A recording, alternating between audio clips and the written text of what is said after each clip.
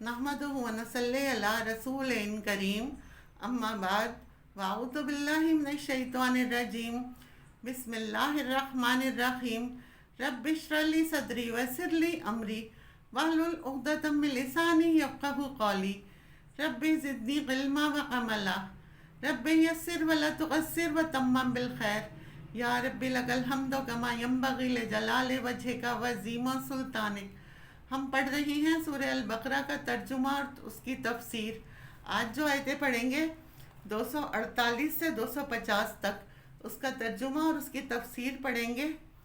वक़ाल लहुम नबिय्युहुम, और उनके नबी ने उनसे कहा, वो कबूल ही नहीं कर पा रहे थे, तो फिर नबी ने उनको मज़ीद कन्वेंस किया और कहा, इन्ना आयाता मुल्क ही, बेशक निशानी उनकी बादशाहत की, अय्यात यकुमुत ताबूत, के तुम्हारे पास ताबूत आ जाएगा।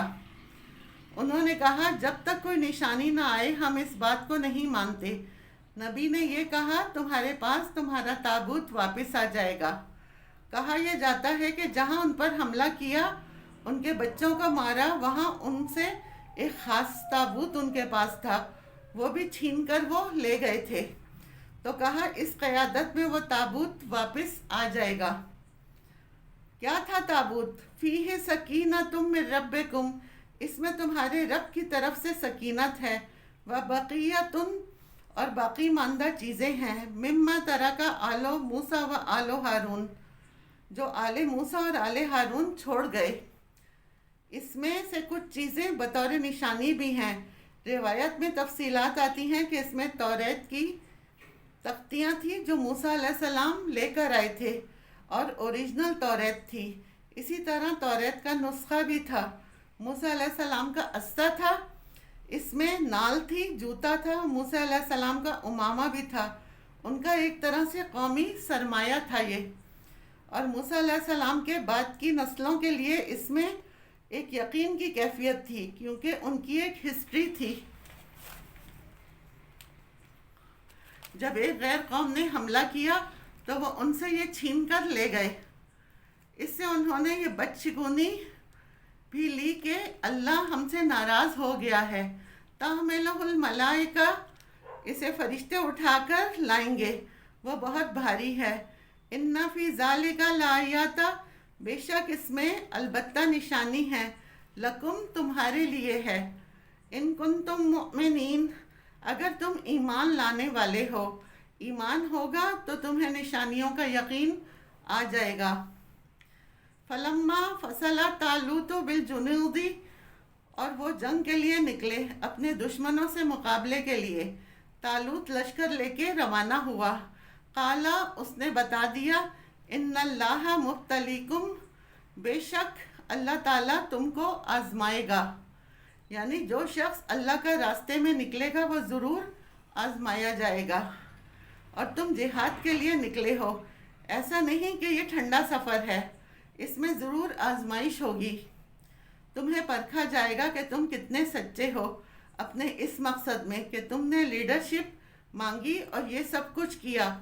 क्योंकि इंसान दावे तो बहुत करता है, लेकिन उसके दावों की सच्चाई उस वक्त पता चलती है जब वो मुसीबत के बावजूद साबित कदम रहता है।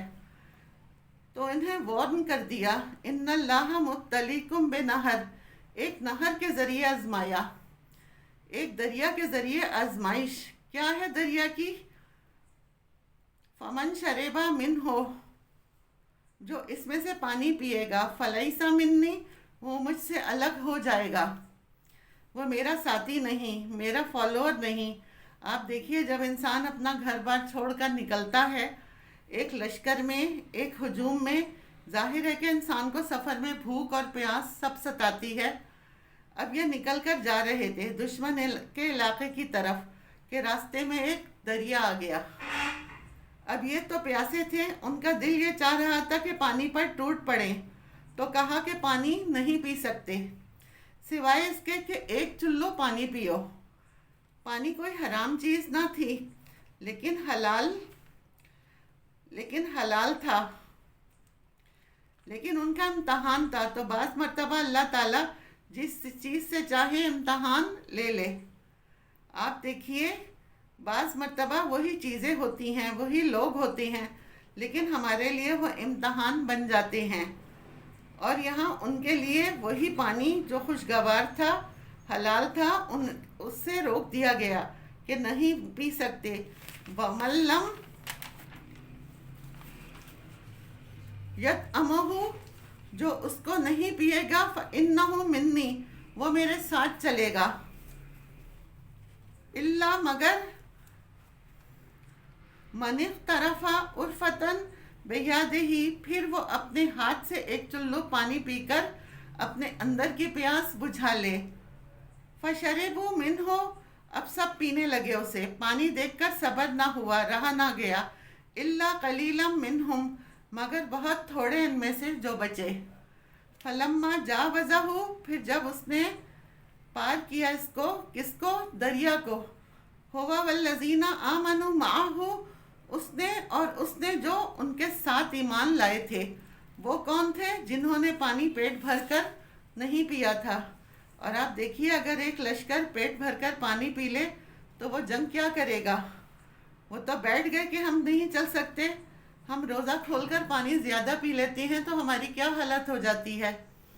اب جو باقی بچے تھے وہ چلے۔ قالوا لا طاقت لنا لیوم بجالوت وجنودہ، جالوت اور اس کا لشکر دیکھ کر گھبرا اٹھے، کیونکہ یہ تو سارے پیچھے رہ گئے، تھوڑے سے لوگ ساتھ تھے۔ تو اس سے یہ پتہ چلتا ہے بعض دفعہ سچے ایمان والے مخلص لوگ جو ایک آزمائش سے نکلے تھے، ان کے دل میں بھی بعض اوقات ایک گھبراہٹ، خوف اور ایک بے چینی آ جاتی ہے، اور یہ کوئی بری بات نہیں ہے۔ آپ دیکھیں موسیٰ علیہ السلام نے جب رسیاں سانپ بنتے ہوئے دیکھی تھی تو کیا ہوا تھا؟ موسیٰ علیہ السلام نے دل میں خوف محسوس کیا تھا۔ بعض دفعہ ایک بڑا لشکر یا اس طرح کا کچھ دیکھ کر انسان کے دل میں ڈر آ جاتا ہے۔ یہ ایمان کے منافی نہیں ہے، کیونکہ یہ نیچرل ہے۔ قال الذین یظنون، لیکن ان میں سے کچھ بول اٹھے، یظنون انہم ملاقو اللہ، جنہیں یقین تھا کہ ہم کو اللہ سے ملاقات کرنی ہے، جان ہتھیلی پر رکھ کر آئے ہوئے تھے، اللہ کے راستے میں نکلے، وہاں صبر نہ کیا۔ اس سے کیا پتہ چلتا ہے کہ ہر گروہ میں لوگوں کے درجے ہوتے ہیں، اس میں بھی لیولز تھے۔ جو ثابت قدم رہے تو درجے جو ہوتے ہیں، کچھ لوگ بہت اسٹرانگ ول پاور کے والے ہوتے ہیں، کچھ لوگوں کا ایمان بہت پختہ ہوتا ہے، کچھ لوگ کمزور ایمان کے ہوتے ہیں۔ تو ہر انسان کا ٹیسٹ ہوتا رہتا ہے، حتیٰ کہ انسان خالص ہو کر اللہ کے پاس پھر پہنچتا ہے، اور جنت میں جانے کے قابل پھر وہی لوگ ہوتے ہیں جو پیور ہو چکے ہوتے ہیں، جنہیں یقین تھا کہ اللہ سے ملاقات ہوگی۔ کہنے لگے کم من فیہ غلبت فئۃ کثیرۃ بإذن اللہ، کتنی بار ایسا ہو چکا ہے ایک چھوٹا گروہ بڑے گروہ پر غالب آ گیا، کم تعداد کے لوگ بڑی تعداد کے لوگوں پر حاوی ہو گئے۔ اب یہ سارا واقعہ کیوں سنایا جا رہا ہے صحابہ کرام کو؟ کیونکہ اب یہ ان کے ساتھ ہونے والا تھا، تو تاریخ کے حالات بتا کر انہیں تیار کر دیا کہ یہ سب کب ہوتا ہے؟ جب ہم یہ سمجھتے ہیں ہماری طاقت ہے، نہیں، بِإِذْنِ اللہ، اللہ کے اذن سے ہوتا ہے۔ واللہ مع الصابرین، مسلمانوں کی کامیابی کا انحصار کس پر ہوتا ہے؟ تقوی پر، اور اللہ صبر کرنے والوں کے ساتھ ہے۔ ایسے مشکل حالات میں بھی جمے رہو، صبر کے معنی استقامت کے ہیں۔ وَلَمَّا بَرَزُوا لِجَالُوتَ وَجُنُودِهِ، جب جالوت اور اس کے لشکر کے مقابلے میں آمنا سامنا ہوا، میدان جنگ میں آ گئے، تو اللہ سے دعا کرو۔ قَالُوا رَبَّنَا أَفْرِغْ عَلَيْنَا صَبْرًا، کہنے لگے اللہ ہمارے اوپر صبر انڈیل دے، ہمارے اوپر صبر کی بارش برسا دے، بہت زیادہ ہمیں صبر دے دے، تاکہ ہم بھاگے نہیں، دشمن کے مقابلے میں جمے رہیں۔ وَثَبِّتْ أَقْدَامَنَا، اور ہمارے قدم جما دے، کہ ہم دل جما کر جو کرنے آئے ہیں وہ کر کے جائیں. وَانْصُرْنَا مَعَ القوم الکافرین، اور ہمیں کافر قوم کے مقابلے میں مدد عطا فرما. تو انہوں نے اس موقع پر اپنے بازو پر انحصار نہیں کیا، نہ اپنی تعداد پر بھروسہ کیا، بلکہ کیا کیا؟ اللہ کی مدد. تو اس سے یہ سبق ملتا ہے کہ مشکلات میں انسان کو صرف اللہ کی طرف رجوع کرنا چاہیے، اور پھر اللہ کی مدد آتی بھی ہے.